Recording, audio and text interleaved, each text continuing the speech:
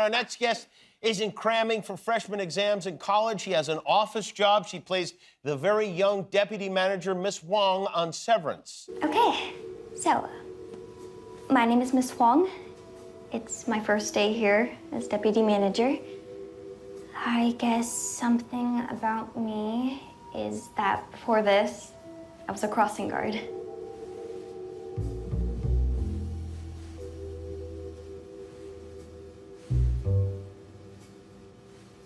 Mark W? Why are you a child?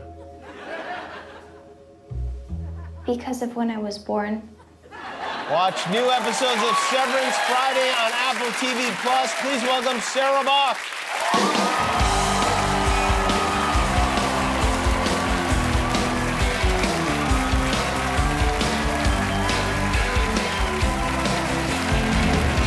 It's great to have you here. It's so great to be here. It's weird to have you here, I'm going to be honest, because you're so, I mean, that was probably the most lighthearted we see you in the whole season of Severance. She's pretty intense. Yeah. How old were you when you auditioned for that part? I was 15, 15 years old, wow. And did you know about the show at that time? I hadn't seen it, but my parents were huge fans. Oh, so they were excited. They were so excited. They're like, you need to book this role so that we can find out what happens ahead of time. Do you tell them? They read the scripts, but I don't tell them more than they know. I like see. to keep it from them. It's fun. Yeah. Did they want to know, or they don't really want to know? They just kind of pretend they want to know? I think my dad really wants to know. Oh, he does? But I think my mom, she's excited to watch it weekly. Isn't that fun, after all the Tooth Fairy and Santa Claus stuff, to have a secret that you can keep from your dad? It's my revenge, yeah. Where do you go to college? Northwestern. Northwestern. And what are you studying there? I'm a theater major and hopefully a psychology double major. Theater and psychology double major. What do you mean, hopefully? Isn't that your decision? Yeah, I don't know how to declare a double major. I'm trying to figure that out. Oh. It's kind of hard. Is there an official declaration that is made? Yeah, I thought you could just, like, click a button, but apparently you can't do that. Oh, wow. We're going to have to figure that out. We can help you with that.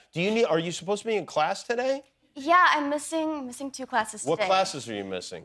Voice for performance and then a poli-sci class. Okay, Yeah. I can. Well, listen, being here is like a poli-sci class. I mean, Yeah. you couldn't come up with someone who has better understanding of it than me. I'll write you a note afterwards. I'm technically a doctor of. What does poli-sci stand for? So do you and your friends watch? Like, are students recognizing you on campus, or is it mostly teachers, or what? Yeah, well, when I went onto campus, I didn't tell anyone intentionally because I wanted to get to know people. But now that it's out, people are watching it weekly, and I'll, like, be in the dining hall, and someone will come up to me and be like, I really love the show, and I'll be like, oh, great, want some potatoes? And, like, it's crazy. But then I'll go into Evanston, which is downtown, and there'll be families that recognize me and talk about theories. Interesting. Really cool. Oh, they throw the theories at you. Yeah. Did they throw the weird theories at you? Yeah, no, there's a lot of clone, a lot of robot. It's crazy. A lot of clone, a lot of robot. Don't they? Some people think you're Mark and Helly's child, or not Helly's child. Mark and Gemma. And Gemma's daughter. Yeah, right. Yeah. Are you? Yeah. Did you know Ben Stiller and Adam Scott? Did you know, like, were you familiar with their work before this? Yeah, well, The Good Place is my favorite show, like, of all time. Oh, okay, so you knew Adam. I did. And then for Ben, I didn't know this, but I'd seen, like, 20 of his projects. I didn't know it was him, though, because I've seen it since, like, I was 0 to now. But when I looked him up and I saw his IMDb, I was like, oh, my God. So I wonder if that's a compliment to Ben or not, because it's like, I've seen you in 20 things, and yes, yet I've never put 2 and 2 together. Do you guys watch the show where you live in a dorm or something? I do, yeah. My friends, we watch it weekly. Well, I've missed a couple of the watch parties, but they watch it weekly on Thursdays. You miss them because you were working? Yeah, or because I have, like, rehearsal or something. Oh, yeah. Okay. All right, yeah. So, and then do you have, like, a Q&A after the watch parties? Normally, there'll be, like, a 15-minute debrief where they give me their theories, and I'm just, like, giggle in the corner. And do you know everything? You know things outside of your season? No, I'm pretty in the dark about it all. Okay. It's pretty mysterious to me, too. Does Miss Wong have a first name that you know of? Maybe. Maybe. Maybe means you know if she does? Maybe. Or see how I can put this that you can answer. Is that part of the thing? Maybe.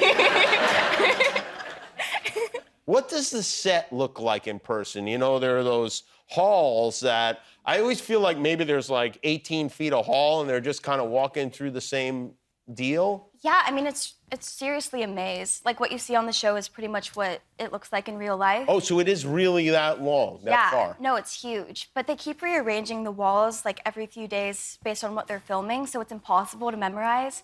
So I would always get lost walking to set, and I'd have to, like, find a PA or someone to, like, lead me to where they were. It was so crazy. So you feel like a mouse walking around there. Yeah, I got lost all the time. Wow, that's interesting. But the doors are can you go through the doors? Are they real doors? Yeah. And then there's just nothing on the other side if they've rearranged it. Sometimes, like, if it's the break room or, like, Milchick's office, like, those are always set there. But as far as, like, the actual walls and, like, what connects to what, that's always changing. The set is like a retro, maybe like 80s, kind of like early 80s type of thing based on, like, the computer. Had you ever seen any of that stuff? Like, had you seen one of those computers that has the green letters on it, you know, and the keyboard? Not really. Yeah, like, I saw it on the show. There was Miss Huang. She has a little phone on her desk. It's like, it has, like, the keyboard, and, like, you pick it up. And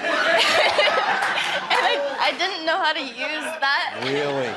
So Wow. I had to ask Kimmel, who plays Mr. Milchick. I was like, do I press a button before I pick it up? Or, like, how would you hear the person on the other end? And did every older person you asked have a look of shock and depression when you asked that question? They just looked really, like, disappointed. They were like, seriously? I was like, yeah. Wow, yeah. That's like an arrow right through the heart. Yeah. What is a keypad, I think? I don't know, did they call it a keypad? We didn't even have a name for it. It was just the numbers on the phone. But, like, when you pick it up, do you have to dial the... But if they're calling you, then no. I don't know. Have you ever seen the one with the circular thing? Oh, that's gonna blow your mind.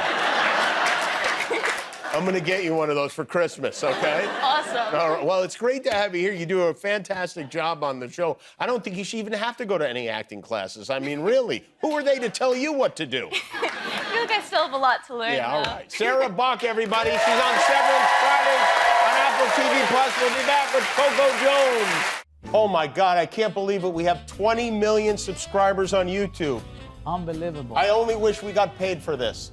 If you haven't subscribed yet, what are you waiting for? Help us get to 50 million, please. It's an emergency.